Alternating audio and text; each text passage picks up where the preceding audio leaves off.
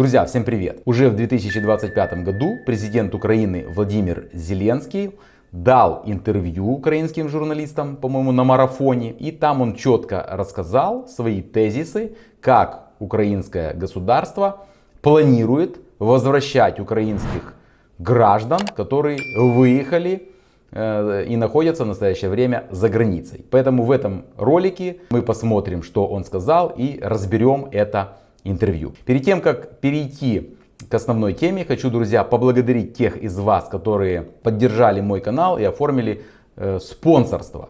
Напомню, у кого есть желание это сделать, вы можете тоже оформить спонсорство. Ссылочку на спонсорство я оставляю в описании каждому своему ролику. Кроме этого, кто не хочет материально поддержать канал, у вас есть возможность поддержать его, скажем так, морально и подписавшись на него. Итак, мы с вами уже знаем, что власти Украины давно уже, в принципе, да, и публично признались в том, что Украина хочет и ведет в настоящее время переговоры с представителями Европейского Союза, в частности, например, с правительством Германии и Польши, и ведет переговоры о том, чтобы вернуть украинских беженцев, которые находятся вообще в странах Европейского Союза, а большинство из них находится в Германии и в Польше, чтобы, конечно же, из Польши и из Германии вернуть украинцев назад на родину, для того, чтобы они восстанавливали экономику, повысили рождаемость и по ряду других причин. Для этого уже было создано целое Министерство национального единства, вернее, оно было не создано, а просто переименованное старое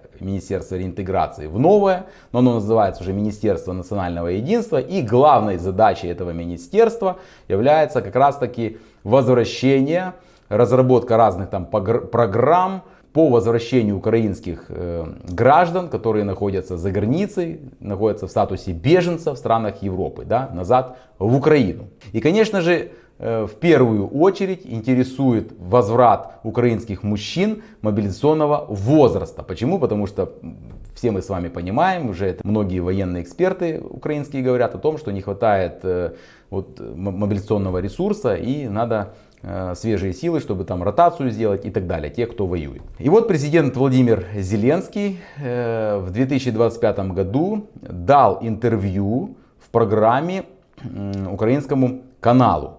И в этом интервью он там ответил на много разных вопросов, но нас интересует один вопрос, это что он сказал по поводу того, как Украина планирует возвращать украинских граждан из-за границы. Причем речь идет, я так понимаю, не только после окончания войны, но и во время войны. Вот украинский журналист задает президенту Украины вопрос по возврату українських граждан, які знаходяться за границей. Давайте з вами послухаємо. Зараз за різними даними, за різними цифрами за кордоном перебуває від 5 до 7 і 7 – це найбільш песимістичний прогноз, який я бачила, українців. Директорка Інституту демографії і соціальних досліджень Елла Лібанова, вона каже, що коли закінчиться війна, за жінками можуть поїхати і чоловіки. Як ви бачите повернення наших людей? Що Україна передусім має зробити економічно, соціально, щоб люди повертались не примусом? МЗС вже довелося спростовувати публікації про те, що хтось має обрізати українцям виплати, і тоді вони поїдуть додому. Мовляв, Україна про це просить. Ну, мы тут слышим, что журналист украинский наперед уже, да, как бы задает вопрос и сразу наперед уже уточняет, как бы на него отвечает, что неправдой, оказывается, является то, что якобы Украина, значит, ведет переговоры и просит западных партнеров, там речь, скорее всего, наверное, идет о правительстве Германии, да, чтобы правительство Германии перестало платить денежные пособия украинцам, которые находятся в Германии по 24 параграфу, ну и вообще в странах Европейского Союза, чтобы они, соответственно, из-за того, что у них не будет возможности дальше себя содержать, чтобы они вернулись в Украину. То есть журналист сразу говорит, что это неправда, значит, что такого никогда не было и так далее. Ну и напомню, что эту информацию публиковала испанская издание El País. Я тоже об этом записывал ролик. Ну и после того, как это было опубликовано испанцами, сразу же Министерство иностранных дел Украины заявило о том, что это абсолютная неправда, это выдумка, и нету никаких у испанцев подтверждающих доказательств там, и так далее. То есть как бы опровергло эту информацию. Ну и журналист, соответственно, украинский ссылается на то, что это как бы неправда. Давайте посмотрим, что ответил президент Владимир Зеленский на этот вопрос. Що це не Україна просила, давайте чесно. Є багато українців за кордоном. Там, де українці такі, знаєте, як взяли дешеву робочу силу і побачили, що вони якісніші, ніж їх громадяни, ці хай будуть. Вони ж самі диференціювали українців. Вибачте, так воно і є. Я та з ними проводжу всі ці бесіди. Я говорю, так давайте на прес-конференції про це проговоримо. Ніхто з них не хоче. Бо їх суспільства по-різному ставляться до цього. Багато в чому суспільство підтримують Україну. А вони рахують свої гроші, скільки вони використовують щорічно на підтримку українців за кордоном. А ось ті українці, які там не працюють, вони кажуть, ви їх заберіть. Я кажу, а як забрати? Це вони кажуть? Да, як скажу забрати? Ну ви їм скажіть, повертайтеся. Я кажу, дивіться, давайте так, трішки більше ППО, і я скажу, повертайтесь всі. Ну дивіться, я ж буду повертати всіх, а не ті, хто у вас не працює. Ми ж говоримо про всіх. А вони кажуть, ні, ті, що у нас працюють, нехай працюють. А ця частина хай повертається. Тобто, ті, які працюють, їм, яка різниця, що їх підтримувати чи ні, вони працюють, вони сплачують вже податки. А на цих вони витрачають гроші. Ось таке відношення. Є деяких лідерів. Ще раз говорю вам, це відношення їх, деяких урядовців, не відношення людей.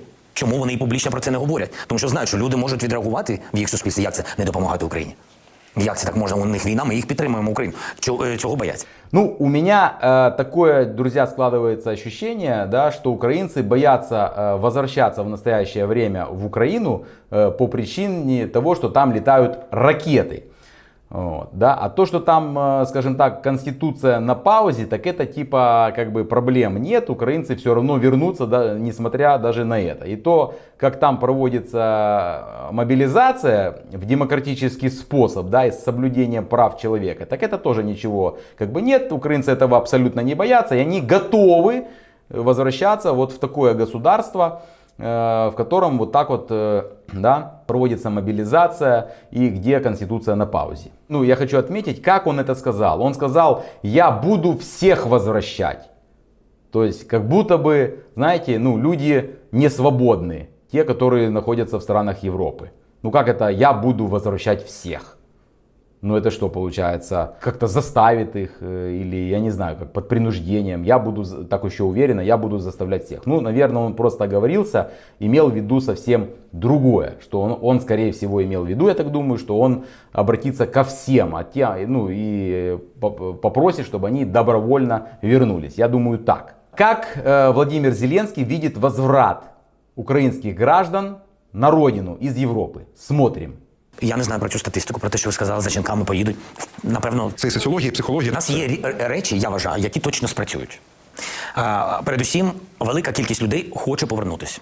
Це спрацює безумовно. Є люди, які говорять про безпеку. Он говорит, что большое количество граждан Украины, которые находятся в Европейском Союзе, за границей, они хотят вернуться на родину. И он уверен, что это сработает безусловно. Об этом он сказал. Это его первый тезис. То есть люди просто-напросто хотят вернуться. Я недавно снимал уже видео, в котором, там было 2 видео, в котором я рассказал о том, что немецкие исследователи, там целый институт работал по миграции, они провели опрос среди украинских беженцев, которые находятся в Германии по 24 параграфу. И в результате опроса было установлено, что более 65% украинских беженцев категорически заявили этим немецким исследователям, что они ни при каких условиях, даже после окончания войны, не хотят возвращаться в Украину. Также недавно, тоже буквально перед Новым годом, было проведено аналогичное исследование, только в Норвегии. Там чуть меньше, там не изъявило желание возвращаться после окончания военных действий в Украине более 50% граждан Украины, которые проживают в Норвегии по статусу, значит, защиты. Я думаю, что такая же аналогичная тенденция будет наблюдаться и в других странах, и в Словакии, и в Польше, и в других странах, где находятся украинцы. Ну, не знаю, может, я не прав, напишите вы свое мнение. Просто Германия это одна из самых таких огромных стран, где находится больше всего украинских беженцев, да, и они заявили более 60%, что они не хотят возвращаться. Ну и мы по аналогии можем тогда, значит, точно понимать, что и в других странах Европейского Союза тоже будет такой же, наверное, процент, который перевалит за 50%. Вот и все.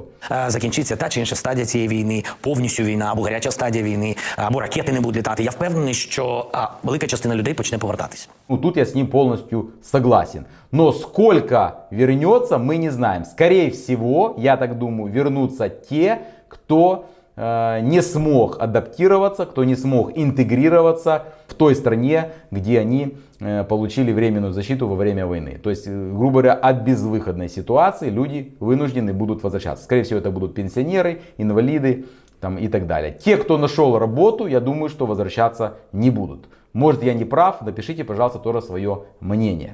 А друга історія, у будь-якому випадку, якщо не буде воєнного стану, це значить, що відповідно Україна буде витрачати гроші передусім на відновлення держави. Якщо можна використовувати такі слова, як «зальється», але буде «зальється» велика маса грошей різних.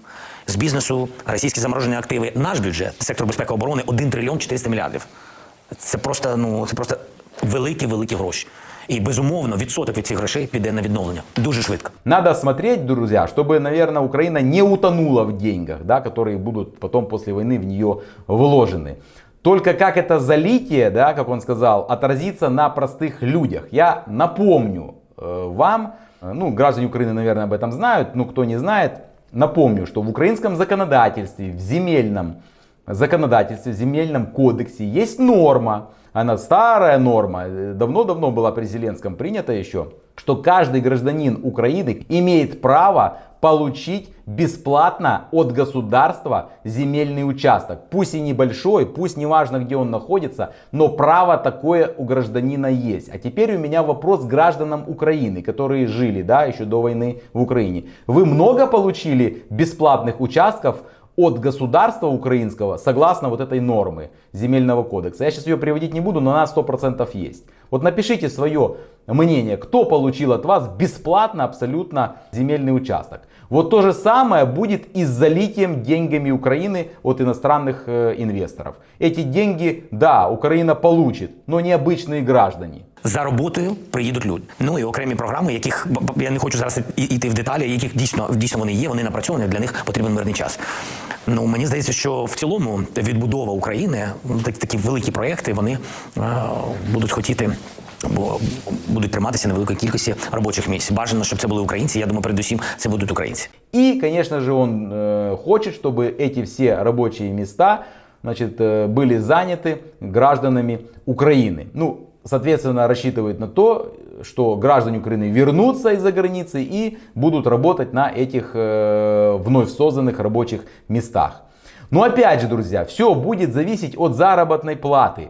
Вот простой, обычный бытовой вопрос. Вот будет резон украинскому, например, беженцу, который уже работает в Германии, да, и получает минимальную заработную плату, там, на руки 1700 евро, грубо говоря. Будет ли резон ему ехать, и у которого уже дети ходят в школу, который уже, скажем так, получил там какой-то вид на жительство, будет ли ему резон ехать в Украину, да, на зарплату в разы меньше? Я просто не думаю, что в Украине будет заработная плата после войны, даже если начнут инвесторы вливать там миллиарды, триллионы евро и долларов, что заработная плата будет такая же хотя бы, как в Германии, например. Да даже не как в Германии, как, например, там в Словакии или в Венгрии. Я не уверен в этом. Конечно же, какое-то количество граждан Украины поедет на эти заработные платы там и так далее. Но какое-то количество, я так по себе представляю, что это опять же, скорее всего, те, у кого не получилось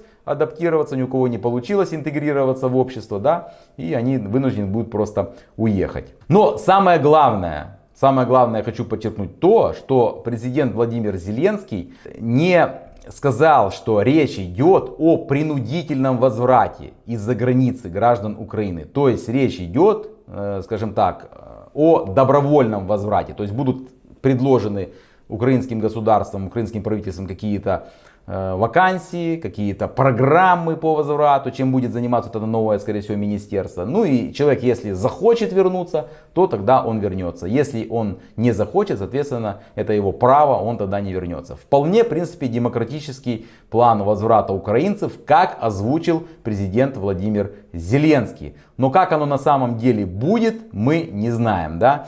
Потому что мы видим, как Украина ограничила в правах граждан Украины мужского пола, да, не выдают паспорта. Это является прямым нарушением прав человека, это является прямым нарушением конвенции о дипломатических отношениях там, и так далее, о консульских отношениях. Это четко указано все, да. Как бы об этом никто ничего не говорит. Это как бы Украина направила в Европу, скажем так, документ о том, что она нарушает в связи с военным положением права человека, то есть как бы все юридически сделала, все оформлено. Ну, факт такой есть. Гражданам Украины мужского пола от этого не легче. Они не могут продлить паспорта свои, они не могут устроиться некоторые из-за этого на работу в странах Европейского Союза и так далее. То есть это свидетельствует о том, что уже какое-то принуждение на мужчин Украина оказывает вот такими решениями. Как будет дальше, будем смотреть. Но, друзья, у меня к вам вопрос. Что думаете вы по поводу этого интервью? Честно он сказал, нечестно он сказал? Напишите, пожалуйста, свое мнение в комментариях.